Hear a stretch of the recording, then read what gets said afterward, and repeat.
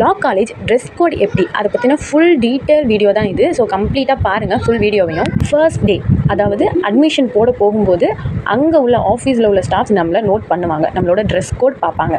So first day போகும்போது கேர்ள்ஸாக இருந்தால் ஒரு நீட்டான குர்த்தி வித் ஷால் போட்டு போங்க. பாய்ஸாக இருந்தால் formal shirt and formal pant wear பண்ணிப்போங்க.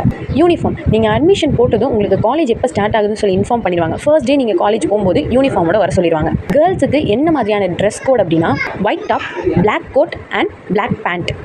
இதுதான் கேர்ள்ஸ்க்கான ட்ரெஸ் கோட். கேர்ள்ஸாக இருந்தால் லெக்கின்ஸ் வியர் பண்ணக்கூடாது, டாப் எம்ப்ராய்டரி டாப் வியர் பண்ணக்கூடாது, ப்ளஸ் ஸ்டோன்ஸ் வச்ச டாப்பும் வியர் பண்ணக்கூடாது. அதே போல் கோட் பின்னாடி பெல்ட் உள்ள கோட்டாக பார்த்து வாங்குங்க. நிறைய ஷாப்ஸ் இருக்குது லா காலேஜ் யூனிஃபார்ம் அண்ட் புக்ஸுக்குன்னு சொல்லி தனியாகவே ஷாப்ஸ் இருக்குது. ஸோ அந்த மாதிரியான ஷாப்ஸில் போயிட்டு உங்களோட ட்ரெஸ்ஸஸை பர்ச்சேஸ் பண்ணுங்கள். லெக்கின்ஸ் மாதிரியே பலாசோஸும் வியர் பண்ணக்கூடாது. இதுதான் கேர்ள்ஸ்க்கான ட்ரெஸ் கோட். பாய்ஸுக்கு formal white shirt and black pant. பாய்ஸுக்குமே அப்படி தான். இந்த புலிங்கோ பேண்ட், பேகி பேண்ட் அதெல்லாம் வியர் பண்ணக்கூடாது. Formal black pant and white shirt. White shirt full sleeve white shirt தான் யூஸ் பண்ணணும். அண்ட் ஒயிட் ஷர்ட்டில் எந்த ஒரு embroidery designs or stone designs எதுவும் இருக்கக்கூடாது. பிளைன் ஒயிட் ஷர்ட் தான் யூஸ் பண்ணணும். Then last, both boys and girls shoe socks wear பண்ணணும்.